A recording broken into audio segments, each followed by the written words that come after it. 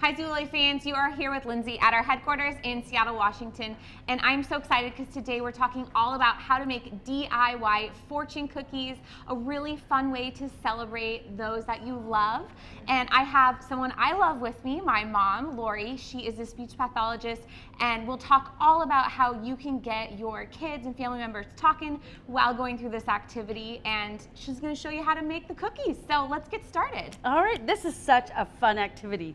And it's great. I used to use it with my little speech kids, and I'd give them fortune cookies to take home, and they'd have a little speech activity they had to do, and I'd say, now you go home and eat your homework, all right? You have to do it. Who doesn't want to do that? I know, they loved it. Talk about motivation, a little sugar. It was like their favorite. So what you're gonna do first to prep this, you're gonna put 2 large egg whites in here, a half a teaspoon of vanilla extract, a half a teaspoon of almond extract, 3 tablespoons of vegetable oil, and you're gonna mix it up so it's frothy.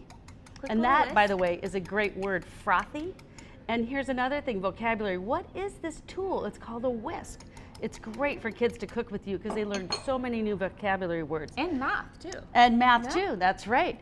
And then in here, you're gonna mix your dry ingredients. You're gonna add 8 tablespoons of flour, 1.5 teaspoons of cornstarch, a 1/4 teaspoon of salt, 8 tablespoons of sugar, and then we're gonna add 3 teaspoons of water. So there's 1, and I always have the kids help me. Count it out. And then 2. I'll do it to see if they're listening. I'll go 8, and they're 2. like, what? No, it's supposed to be 2. So, and that's a great way to get your kids work on their listening skills while you're doing this too. So then we're gonna mix that up, stir. And if this is something you think you'd make with kiddos in your life, or maybe just for yourself, I actually did this activity for my husband's birthday a couple of years ago, and it was so fun because I got to source content for the fortunes inside actually from friends and family, and then he got to open them up every day following his birthday, and he just loved it. It was really so fun. And you can get a really cool container and put all the fortunes in there, and they can save it for later. All right, you're gonna mix this up, and it's gonna be creamy, and then we're gonna put it on our cookie sheet. And Perfect. I'm gonna add just a little bit more water. Kind of test out the batter and see if it needs a little bit more. Let us know if this is something that you'd want to use for a celebration coming up. Maybe there's an anniversary. I know my mom did this for her parents' 50th wedding anniversary, or you can just do it for a fun summer activity. Yes, it's wonderful. And then you drop it by the tablespoonful, and not having all my tools I have at home, we're just gonna do the best we can do. Quick drop. And you're gonna drop it and kind of spread it out so it's 4 inches. All right, 4 inches. So something your little helpers can maybe measure out for you too. That's right. And then we're gonna go put these in the oven, and then I'll show you what to do when they come out of the oven. And then you had a tip for when they are in the oven to keep kids interested and engaged. Sometimes you have to be a little patient, right? Yes. Well, sometimes I like to do is I like to go over and talk about the recipe. Like, what did we do first? What did we do second?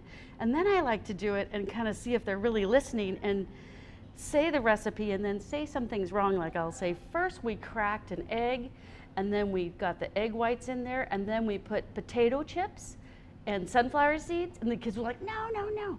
And I want to see if they can remember and recall the steps. Another fun thing to do is work on your children's descriptive words, like say a bear. No, it's a big growly bear. Or opposites, big, little, and have them demonstrate it. All right, we're gonna go put these in the oven and we'll be back. And we're back, and our DIY fortune cookies have come out of the oven. So what is the next step, Mom? You're going to take your little fortune. You can either type it up on your computer or just hand write them, and then you're going to place that in the center of your cookie, and you're going to quickly go like this. So they are a little warm, so just fold a warning. Fold it in half, and then I take it and hold it down like this. This is the trick that I learned after making many of these. And you kind of have to hold it just a little bit so it forms, and then you quickly go and put it inside your little muffin tin, and then it forms the shape of your fortune cookie. All right. And another tip I didn't tell you, I would make these in small batches because you do have to work pretty quickly at this point in time. And if your kiddos are working with you, make sure you have it covered or they have hot towels too. And so you definitely have to go fast. That is the trick here.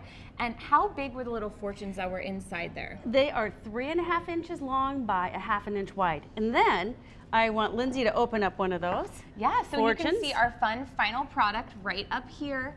And this one is special for me, so I'm gonna open it, and there's my little fortune. And it says, "You're going to be an amazing mom." I love that. That's so sweet. Thank you, Mom. You're welcome. And of course, you can wrap it up, like we said, for a celebration, for a birthday, an anniversary, or just for fun. For the summer, you can document what you guys have been doing together and have a little activity. And just have fun with it. And And then go eat your wonderful work. Absolutely. And of course, you can shop kitchen supplies on Zulily. So thank you so much for being here, You're Mom. welcome. It And was thank fun. you all for being here as well. Bye, everyone. See ya.